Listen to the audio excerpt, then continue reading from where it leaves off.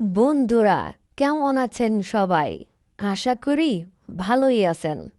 আজ আপনাদের জন্য এনেছি একটি নতুন গল্প।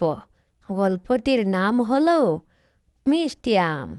টুনি তো আপনাদের সাথে থাকবেই। দয়া করে ভিডিওটি শেষ পর্যন্ত দেখুন।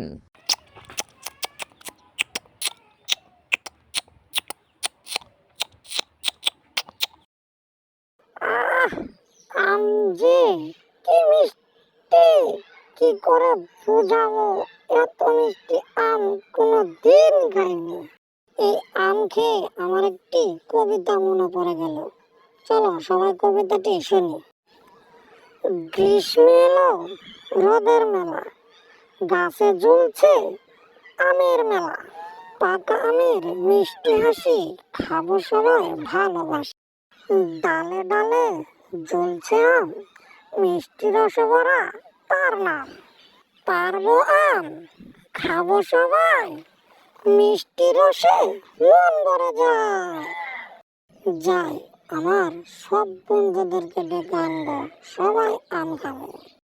এই বলে টুনি তার সব বন্ধুদের ডাকতে চলে গেল। তারপর কি হলো দেখতে থাকো। বন্ধু, ও বন্ধু টোনা, বাড়িতে আছো? কে? টুনি, দাঁড়াও, আসতেছি। আরে বন্ধু টুনি, কেমন আছো তুমি? চলো ভিতরে চলো, এখানে দাঁড়িয়ে গল্প করবো নাকি? আরে না বন্ধু, এখন ভিতরে যাব না।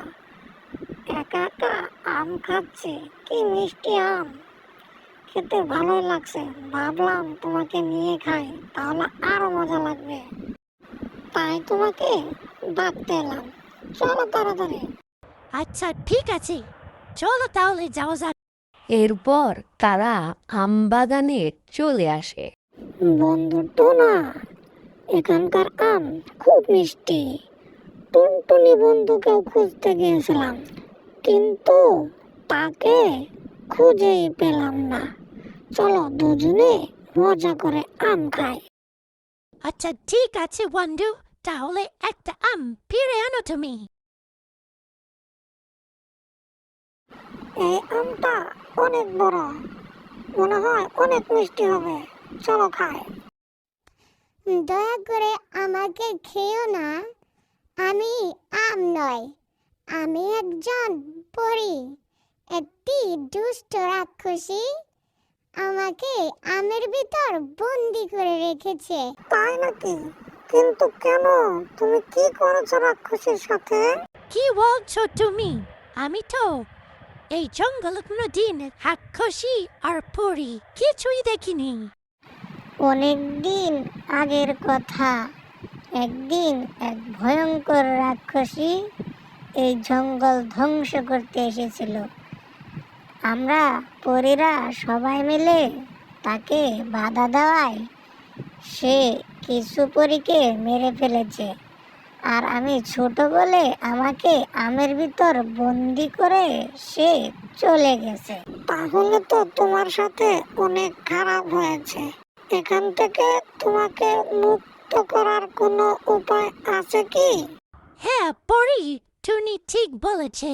কোনো উপায় থাকলে আমাদের বলে ফেলো, আমরা সবাই চেষ্টা করব তোমাকে বাঁচানোর।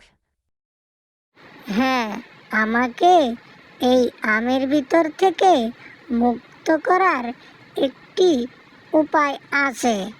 যদি তোমরা নদী থেকে পবিত্র জল এনে আমাকে গোসল করিয়ে দাও, তাহলেই আমি মুক্ত হয়ে যাব।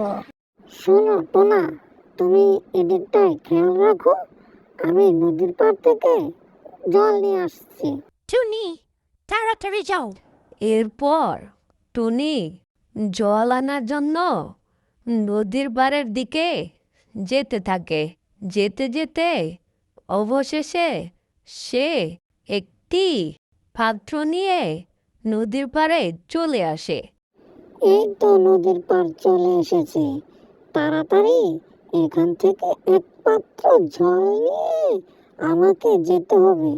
এখানকার বাতাস, মন চাচ্ছে একটু গোসল করে যায়, কিন্তু না, তাড়াতাড়ি যেতে হবে, পরে এসে গোসল করবো সবাই মিলে।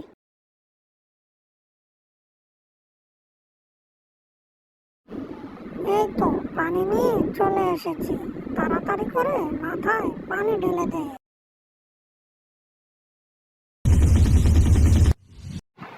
তোমাদের অনেক ধন্যবাদ আমাকে এই বন্দিদশা থেকে বাঁচানোর জন্য। তোমাদের এই ঋণ আমি কোনো দিন ভুলবো না। এটা কি সত্যি নাকি আমি স্বপ্ন দেখছি? তুমি এত সুন্দরী। পরীরা অনেক সুন্দরী হয়, তাই না? তোমাকে দেখতে কিন্তু বেশ সুন্দর। আরে, আমার তো বিশ্বাসই হচ্ছে না, পরি দেখতে এত সুন্দরী হয়। আমি জীবনে প্রথমবার পরি দেখলাম, চোখটা জুড়িয়ে গেল। তুমি অনেক সুন্দরী পরি। আচ্ছা পরি, তোমার বাড়ি কোথায়?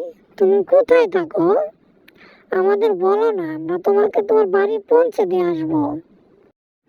পরিদের কোনো বাড়ি হয় না, আমি যেখানেই যাই সেখানেই আমার বাড়ি। তোমরা আজ থেকে আমার বন্ধু। তোমাদের যে কোনো বিপদে আপদে প্রয়োজনে আমাকে পাশেই পাবে। যাক, ভালোই হলো, আজ আমাদের আরো একটি নতুন বন্ধু হয়ে গেল। তুমি ঠিক বলেছ টুনি, আমাদের নতুন বন্ধু।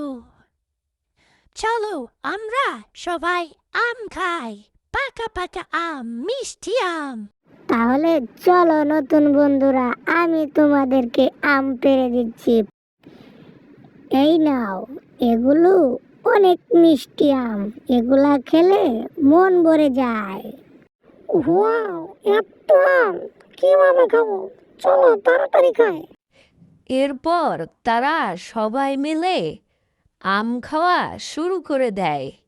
বন্ধুরা, আজকের গল্পটি এই পর্যন্তই। ভিডিওটি ভালো লাগলে অবশ্যই লাইক, কমেন্ট এবং সাবস্ক্রাইব করে দিবেন প্লিজ। যাওয়ার আগে একটি ছোট্ট রিকোয়েস্ট, ভিডিওটিতে একটি লাইক করে দিবেন। ধন্যবাদ সবাইকে।